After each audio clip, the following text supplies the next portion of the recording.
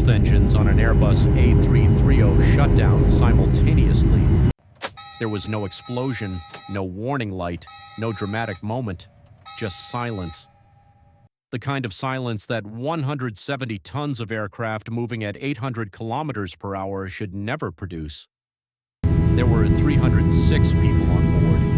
The nearest runway was over 100 kilometers away, and the captain had exactly 19 minutes to get every single one of them on the ground alive in a commercial jet that was now essentially a very large and very heavy glider. He did it. Every person survived. And the aviation investigation that followed revealed something that should have never been allowed to happen in the first place. Welcome to Genzo. August 24th, 2001. Air Transat Flight 236 departed Toronto's Pearson International Airport bound for Lisbon, Portugal. It was a transatlantic overnight flight, the kind flown hundreds of times every year without incident. The aircraft was an Airbus A330-243, one of the most advanced wide-body jets in commercial service at the time. Modern, reliable, and equipped with redundant safety systems specifically designed so that nothing like what was about to happen could ever happen. The captain was Robert Piché, 48 years old, a veteran pilot with over 16,000 flying hours. His career had not been without controversy. Years earlier, he had served 16 months in a U.S. prison for drug smuggling, a conviction that almost ended his aviation career before Canada reinstated his license.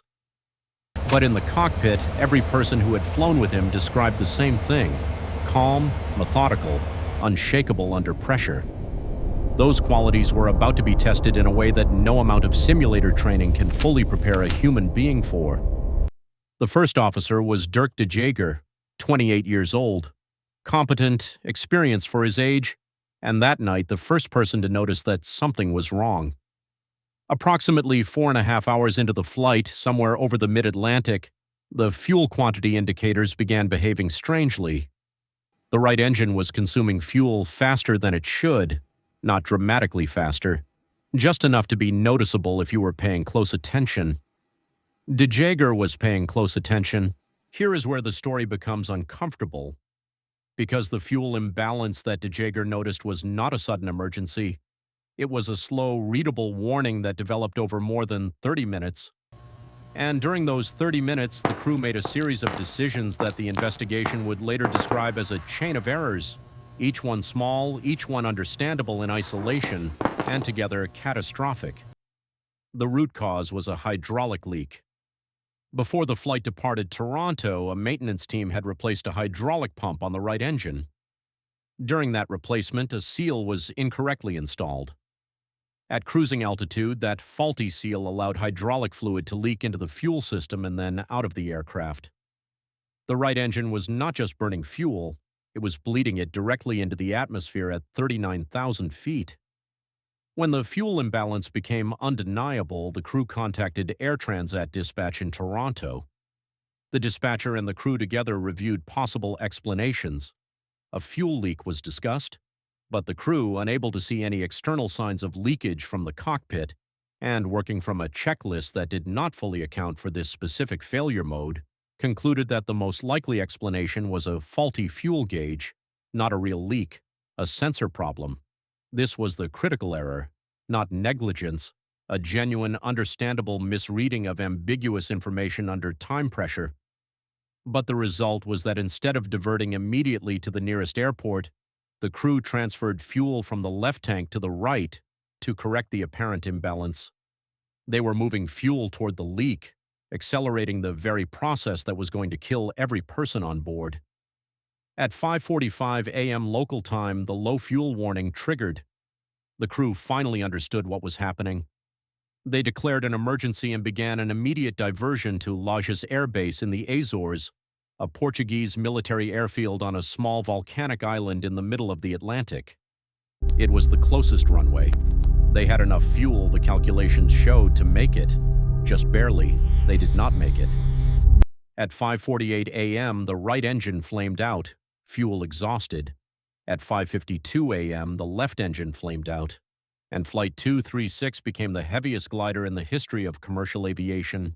Here is what happens when both engines fail on a commercial aircraft at 39,000 feet.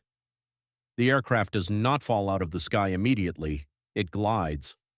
The aerodynamics that keep a plane flying do not instantly disappear without engine power.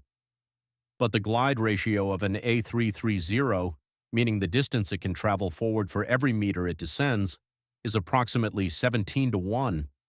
For every kilometer it descends, it travels 17 kilometers forward. That sounds reasonable until you do the maths.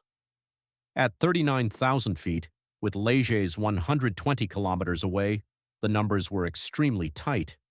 Survivably tight, but only if everything went perfectly from this point forward. The moment both engines went silent, Robert Piché faced a situation that commercial pilots train for in simulators but almost never encounter in reality. He had no engine thrust, no hydraulic pressure for the flight controls. The A330's flight control system switched to an emergency backup powered by a small ram air turbine, a propeller that deploys into the airstream to generate minimal hydraulic and electrical power. He had no pressurization. The cabin altitude was rising rapidly, meaning the air was thinning. Oxygen masks dropped throughout the cabin. Passengers who had been sleeping woke to complete silence from the engines and masks falling in their faces. The level of panic in the cabin was, by every survivor account, extreme. Piché had 19 minutes. His immediate problem was speed management. Too slow and the aircraft would stall and become uncontrollable. Too fast and the structural stress on the airframe during the inevitable high-speed approach would risk breaking the aircraft apart. He had to manage the descent rate, the airspeed, and the approach angle simultaneously, manually, without engine power to correct mistakes, while coordinating with a military airfield that had not been expecting a civilian emergency landing and was scrambling to prepare. Léger's Air Base sits on the edge of a cliff. The runway ends at a sheer drop into the Atlantic. There is no go-around option at Léger's. If you overshoot the runway, you are in the ocean. Piché had one attempt. Exactly one. With 10 kilometers to the runway, Piché realized he had another problem. He was too high. The aircraft had too much altitude and was moving too fast. Without engine thrust to slow down and without the full hydraulic system to deploy the flaps effectively, he could not bleed off speed and altitude fast enough using conventional techniques. So he did something that is not in any standard commercial aviation procedure manual. He put an Airbus A330 into a series of sideslip maneuvers, deliberately flying the aircraft at an angle to the airflow to create drag, essentially using the fuselage itself as an air brake. It is a technique used in small general aviation aircraft. It is not something any commercial pilot expects to do in a wide-body jet carrying 306 people. It worked. The aircraft descended at the correct rate. Piché lined up with the runway. At 6:45 a.m., Flight 236 touched down at Léger's Air Base at approximately 370 kilometers per hour, nearly double the normal landing speed. Both main landing gear tires blew immediately on contact. The aircraft veered off the runway center line, but it stopped, on the runway, on the island. 306 people walked away, 16 sustained minor injuries, 2 were seriously injured from the landing impact. Nobody died. The investigation by the Portuguese Accidents Investigation and Prevention Bureau took 2 years. Its conclusions were devastating, not for Robert Piché, but for the system that allowed this situation to develop. The faulty seal installation in Toronto was the mechanical root cause. But the investigation identified something far more systemic. Air Transat had received a warning from Airbus 6 weeks before this flight. A service bulletin, a technical notice sent to all operators, specifically warned that the hydraulic pump replacement procedure on the A330 carried a risk of cross-contamination between the hydraulic and fuel systems if the seal was incorrectly installed. Air Transat's maintenance team either did not receive this bulletin in time, did not act on it, or did not communicate it effectively to the technicians performing the work.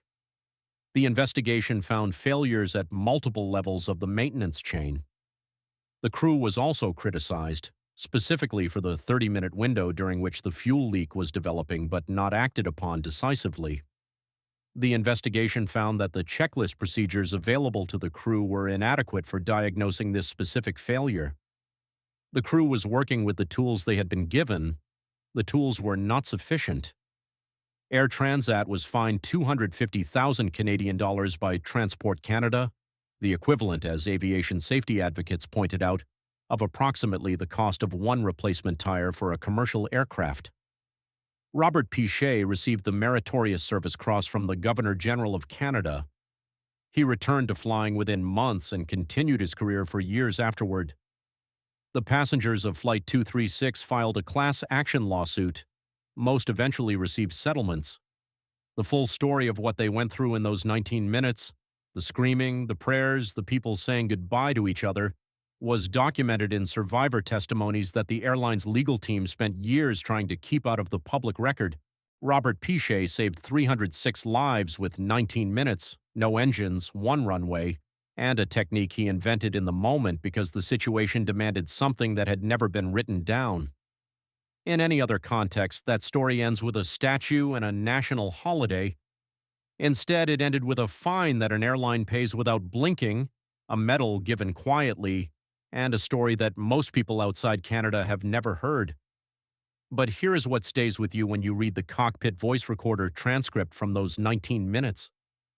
Piché's voice never breaks, not when the first engine goes, not when the second goes, not when he realizes he is too high on approach, not when the tires blow on landing. In 19 minutes of a situation that would reduce most human beings to paralysis, the transcript reads like a man working through a checklist on a routine flight. One problem at a time, one decision at a time. No wasted words.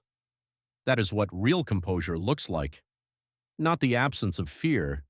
Every psychologist who has studied high-stakes decision-making will tell you that the absence of fear in a genuinely dangerous situation is not composure, it is either delusion or sociopathy. Real composure is fear that has been trained into silence. 16,000 hours of flying hours converted into muscle memories so deep that even at 39,000 feet with both engines dead and 306 lives depending on the next decision, the hands know what to do before the mind has finished processing the question. That is what Robert Piché had, and that is the only reason any of us know this story. Like and subscribe to Genzo for more stories the world forgot to tell you.